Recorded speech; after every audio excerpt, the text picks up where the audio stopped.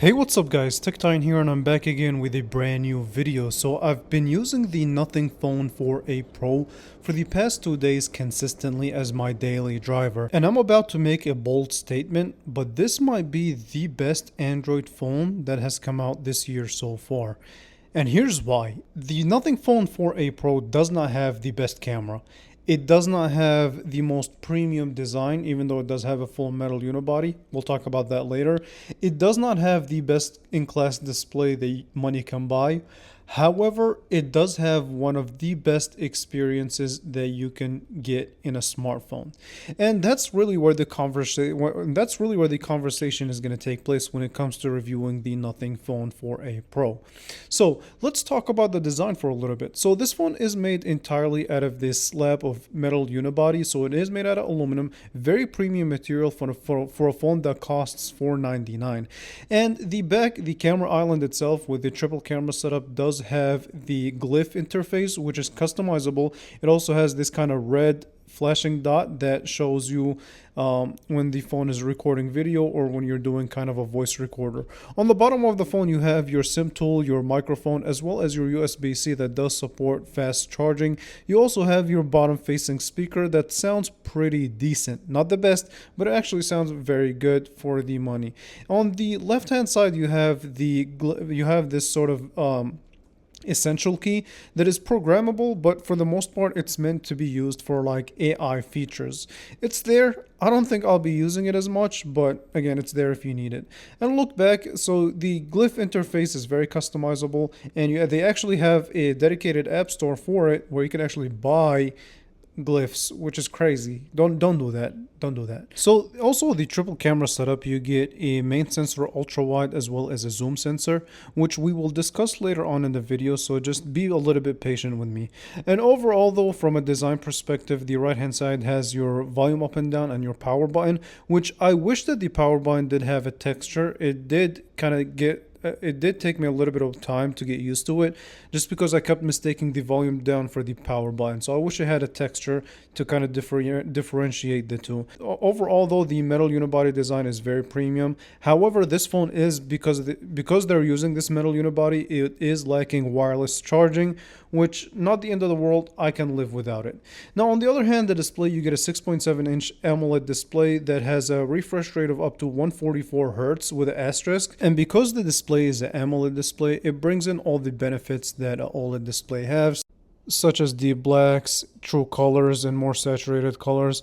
And the thing about the high refresh rate, real quick, is that while it is nice, the problem with the 144 Hertz is that you're probably never going to see it unless you're using a specific app that actually supports it. The phone by default will be in sort of this dynamic way. So the phone by default will only reach a maximum of 120 Hertz when you're using the interface like you normally would. You're not going to see 144 Hertz. And to be honest with you, that's fine. And you can actively change that in the settings where it shows between 60 Hertz and 120 Hertz or the adaptive refresh rate. That way you save on battery life. And the glyph interface is very cool. It's customizable and you can make it show your calendar.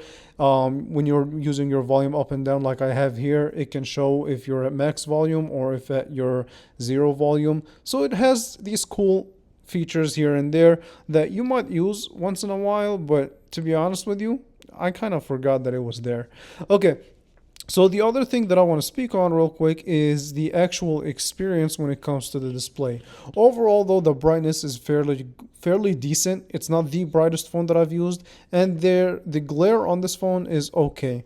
And when it comes to watching content using anything that would require you to use this display, I think you'll enjoy it. And the speaker on here is fairly good to where you shouldn't have an issue when it comes to just the experience when using the phone. So there's that. The display is a very solid display for the $499 price point that this phone comes in. So the next in conversation would be the performance.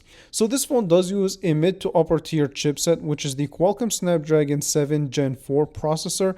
It's smooth, apps open very quickly, multitasking is solid, casual gaming on here runs fine. but it's not a Qualcomm Snapdragon 8 series chipset, so don't expect it to be sort of on that flagship level. But unless you're really pushing this phone under heavy games consistently, you won't really see too much of a difference between it and the Qualcomm Snapdragon 8 processors. So when I ran my synthetic benchmark, I did get a score that I expected. And this phone by default does come with 8 gigabytes of RAM, 128 gig of storage. You can upgrade the storage for $100 more. And it also upgrades the RAM. So the 1316 is your single core, 4184 is your multi-core, which is equivalent to something like the Qualcomm Snapdragon 865 processor, which is not too bad, right? And the quick charge on here makes for a good overall experience. The battery life is 5080 milliamp hours, and combining the software and the hardware, the battery life on here seemed to be very decent. It's not gonna last me through 2 full days of heavy use, but for the most part it's fine, and it charges fairly quickly. Now the camera conversation is as follows. So you get a 50 megapixel main sensor, 8 megapixel ultra wide, and a 50 megapixel telephoto sensor that can digitally zoom up to 140 times, which is an overkill, but you have it if you need it. Now, the overall experience with the camera is pretty good. It's not going to be the best camera setup that you'll ever see, but under daylight, this phone takes some really good pictures. They look sharp, decent colors. Night mode is good, but it's not really industry leading. Video on here is fairly decent as well, and you only can max out at 4K at 30 frames per second. You can get 60 frames out of 4K, but overall though pretty decent. And I am working on a full dedicated camera review, so make sure you stay tuned for that. It is actually in the works. Should be coming out very soon. Now, where this phone really shines though, again, comes down to the experience. It's not going to be the best out of the 5 categories, which is design, display, camera, and performance.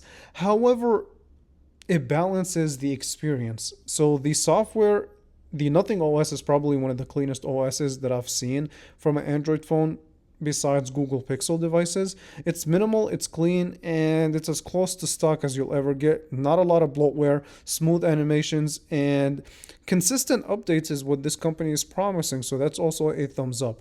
And it gives this phone sort of a refreshing feel, and that's really something that I like. Overall though, from a design perspective, from an experience, this is definitely has been an enjoyable experience overall. So the Nothing 4A Pro is definitely one of my favorite Android phones now that I've used it for the past couple of days. I will be making a couple of follow-up videos on this phone, so make sure you stay tuned and you stay subscribed to the channel, and I will definitely catch you guys in the next one. Thank you all so much for watching.